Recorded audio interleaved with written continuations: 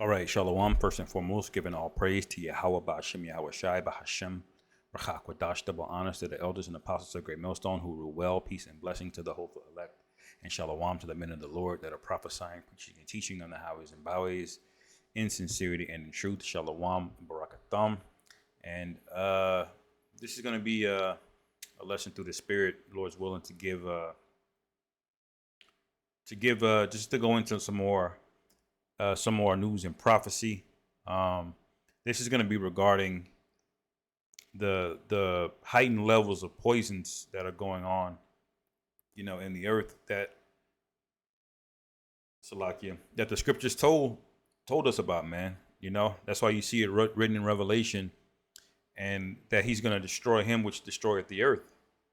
All right, because when you watch this whole video, and I highly recommend brothers watch this whole video. This is after school, this is the channel, and it says Chemical Farming and the Loss of Human Health by Dr. Zach Bush.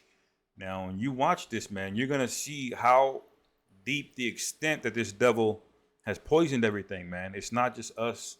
It's not a coincidence that the testosterone levels are dropping, that people have become more irrational, people are more sick. All right, they're more addicted to drugs. They're more susceptible. They're dying prematurely in an age where people really should be living to 80, 90 years old with all of these technological benefits, but they're not, because you got companies like Big Pharma, the agriculture industry, the FDA, and all of them in collusion to basically make money off of you and profit off of death, which is Esau's MO. Let's watch a little bit of this video. It's a long video, but I'll just play a little bit of it and then skip through and get a couple precepts. Lord's will. Peripheral cancers, all of which took off at the same time in the mid-1990s. Autoimmune disease, unbelievable epidemic starting in the late 1990s. So you saw that was a chart of all of these different diseases that took off in the 90s. Now, what was happening during the 90s? More technology in the agriculture front. They're going to explain how all of these things, even asthma, Crohn's disease, type 1 diabetes, celiac, thyroid. People never even heard of celiac disease until recently, man. Like, people never even heard of it. Take this off of here.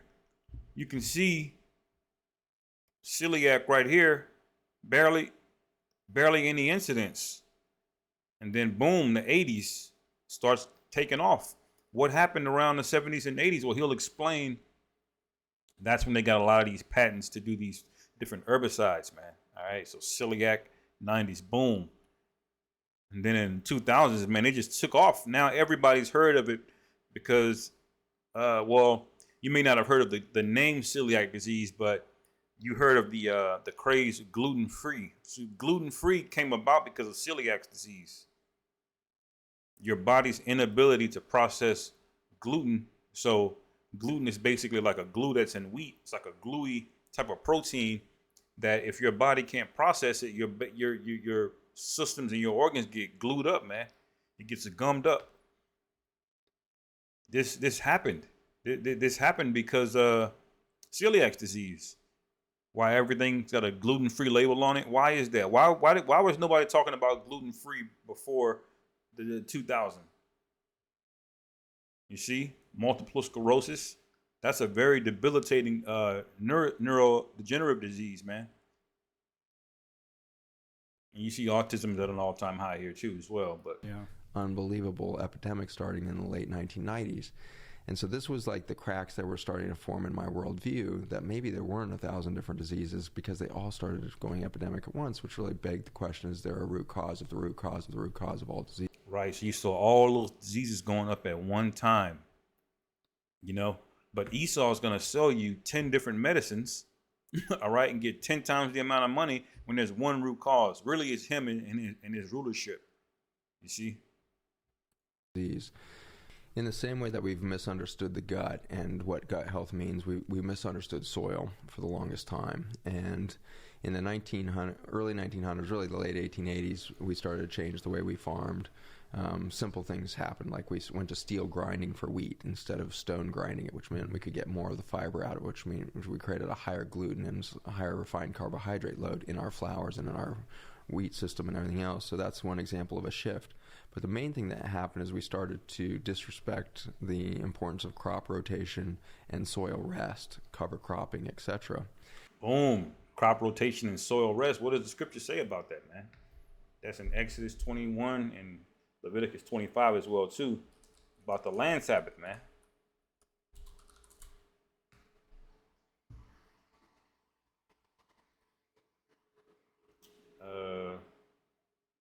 Let's see. Well,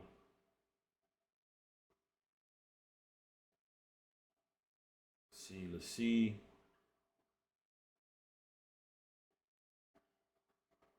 Yeah, let's go to Leviticus 25. It says Leviticus 25 and 1, and the Lord Yahweh spake unto Moses in Mount Sinai, saying, Speak unto the children of Israel, saying unto them, When ye come into the land which I give you, then shall the land keep a Shabbat unto the Lord Yahweh. 6 years shalt thou sow thy field, and 6 years thou shalt prune thy vineyard and gather in the fruit thereof. So 6 years we're supposed to use the land, all right? And all crops and everything is grown on what he explained is what is topsoil, okay? It says, but in the 7th year shall be a Shabbat of rest unto the land, all right? I mean, you're not supposed to till the land. Esau constantly farms the same land over and over and over again. And he throws off the ecosystem of the earth, man. All of the animals, all the microbacteria and all of these different things, it's a chain reaction. And the end result is ultimately death and disease, man. And you see why the Lord say that these laws are the ways of life. And when you deviate from them, all of these different things happen. But he even went a step further, man. Not only did he not give the land rest, but he added a bunch of abominations to it, man. Different chemicals. It says, thou shalt neither sow thy field nor prune thy vineyard, all right? That which groweth of its own accord of thy harvest thou shalt not reap. So leave it all there. Let it all drop back down and fall back down into the land, man. All right. Neither gather the grapes of thy vine undressed, for it is a year of rest unto the land. And the Shabbat of the land shall be meat for you. All right. For thee and for thy servant and for thy maid and for thy hired servant and for thy stranger that sojourneth with thee and for thy cattle and for the beasts that are in thy land shall all the increase thereof be meat. Now, when you read it, you ask, what do you do in the 7th year? Where the scriptures speak about the Lord blessing the 6th year to having 3 times the amount of harvest, man. All right. And then it gets that year of rest. Everything has its own natural order to things. You see? This led to a massive death of the topsoil, which led to the Dust Bowl that ran through the 1920s and 30s. And it's fascinating that here we are only 80 years out from this event where our ancestors, 2 generations, 3 generations, were literally starving to death. We had soup lines that went for days, across the entire Midwest, and houses were literally being buried in dust of dead soil that had died. During the Dust Bowl, we actually, for the first time, started to outsource our food production because these people lost their local gardens and farms. Mm-hmm. So we started to rely on importing food for the first time. So that's when they started importing, all because he wouldn't give their land a rest. It all turned into dust, and it all blew away and caused all types of destruction, man. We started to outsource that concept. Then World War II hit, and we did something interesting, which is we had this huge petroleum industry that was revved up bigger than it had ever been in the history because we had all tanks, jeeps, mechanized warfare for the first time in human history on this scale. We had planes for the first time. I mean, this was like full out, totally different thing that had ever happened in history, and it was a world war, much different than World War I in its scope. And so we see this huge petroleum industry that suddenly grinds to a halt because the war is over. So we have this glut of petroleum, and we suddenly realize we can extract nitrogen, phosphorus, and potassium out of that oil, and we started making. And who owned this oil? When the war stopped in World War II, they had all of this oil, this excess oil. So they said, what do we do with it? Now, the Rockefellers we know own a ton of oil, man. And we know that they started this petroleum-based medicine, man. This is when you started seeing the homeopathic medicines go away. This is when the American Medical Association all got set up to push certain things, you know, Tylenol and Advil, these different drugs, these petroleum-based medicines started making their way. Pesticides, you can see here too, man. All of these made out of petroleum. So they had to continue making their money when the war was over, and this is how they did it. You see? Chemical-based fertilizers for the first time. So they found a new marketplace for this oil. And it was a great message to the farmers who were still suffering with bad dirt in the Midwest. Is like, you don't need to do crop rotation. You don't need to compost. You don't need to go back to thousands of years of farming tradition. Just spray this chemical on there. Yeah, forget about whatever you might have learned during the Dust Bowl. Yeah. Yeah, that was 40 years ago. That's all ancient times. We're modern now. Yeah. And so these farmers started using it, and it became a revolution for them. And it was actually called the Green Revolution of the 1960s. And so the Green Revolution was actually use of nitrogen, phosphorus, potassium, or NPK fertilizers. And the NPK fertilizer did turn plants green because nitrogen and phosphorus do that. But what was lacking in those plants for the first time in history was the nutrients and the medicine that should always have been in that food. And so the plants became weak. Just like a human being who lacks nutrients, their immune system goes down. Let's get this precept real quick. This is Romans, the 8th chapter, verses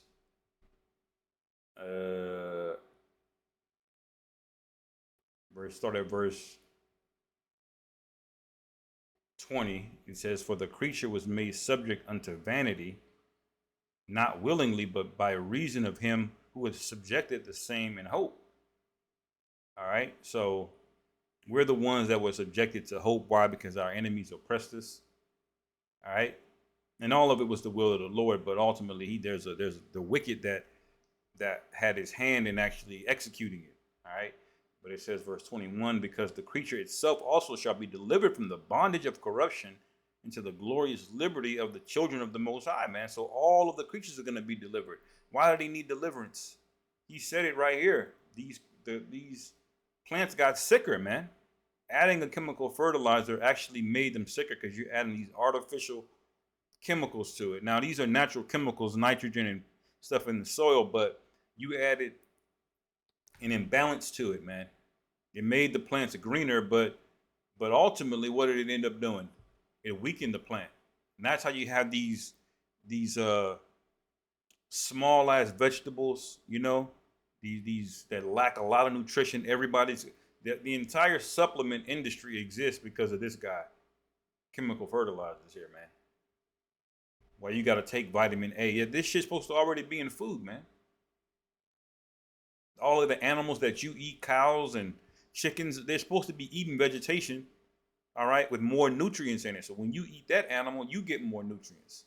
And then when we eat those vegetables directly, we get more nutrients. You see? This is the worst level to undermine the ecosystem, is on this plant level, man. You know? But anyway, going back, Romans 8 and 22, it says, "For we know that the whole creation groaneth and travaileth in pain together until now." All right? And the until now is basically in this time now when Yahweh Shai is getting ready to return and liberate us, man, including the earth. All right? Even the trees are going to rejoice, and I'll get that real quick. Isaiah 14.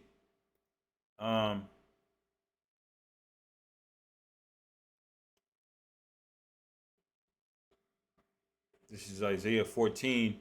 And I'll just start at 7. It says, "The whole earth is at rest and is quiet. They break forth into singing." All right? So all of the animals, all of the men of the Lord, all of the people really, including all of the creatures of the earth, they're going to break forth into singing. It says, verse 8, "Yea, the fir trees rejoice at thee, and the cedars of Lebanon, saying, Since thou art laid down, no fellow is come up against us," man. All right? And that fella is Esau Edom, man, because there's more than one way to destroy a tree, man.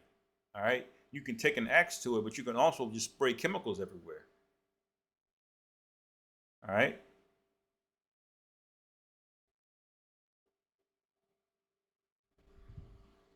Going back. And when a plant's immune system goes down, it becomes prone to viruses, pests, and it can't excrete the stuff from the root system that would keep weeds at bay.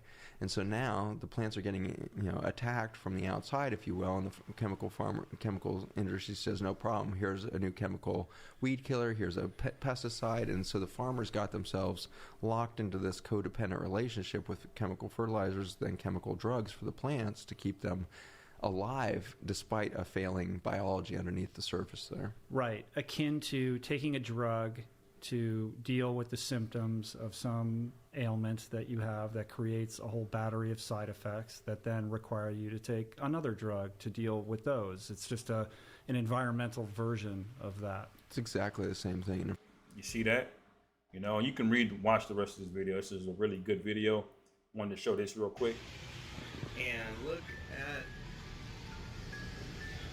the worm. Look at that guy.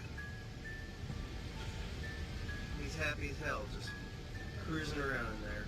Wow, man. Yep. Because they have these things in them. Maybe they'll give me a discount on that one. That's what I'm talking about, though. They're loaded with those parasites. I don't know what they are. It's a dupes, no? Right, they're charging you extra money because salmon is supposed to be rare, and naturally it is a really, really good fish. It's a very good, nutritious fish to eat, but you can see it's all destroyed, man. It's all destroyed. I'm gonna end it here, man. I'm gonna just get Revelation. Let me see. I forget exactly where it is.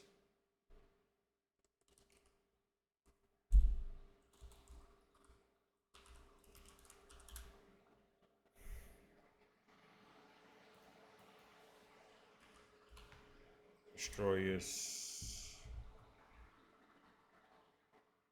I think it's destroyest.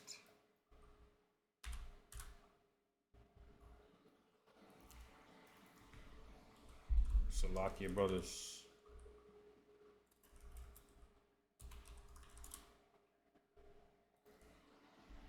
Gotta remember these precepts, man. Oh shit.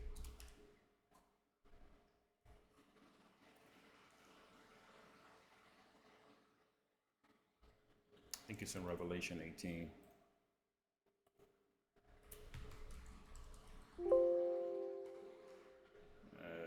Let's see here.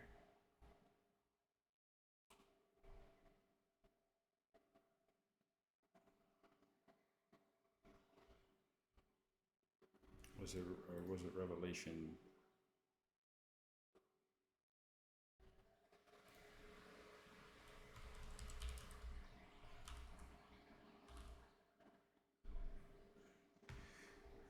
Yep, Revelation 11 and 18, Salakia.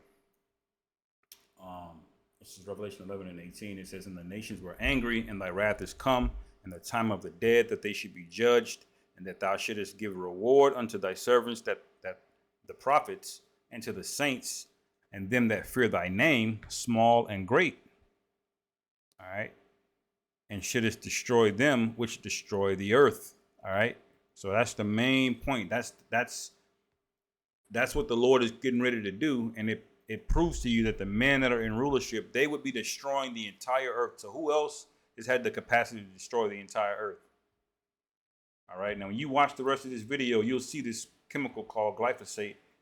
Well, that's a different video, maybe. That 80% of it in America is coming out of the Mississippi River, and it's just going right up into the atmosphere. All right. So before you even put food in your mouth, you got this stuff falling out of the air, man, because the water evaporates, it goes into the air, and it comes back down. You see? So I just wanted to make that point clear. Lord willing, this lesson was edifying. Call halal Yahweh, Bahashem Yahweh Shai, Bahashem Rachak Wadash, Wa Abba Babal, and Shalom.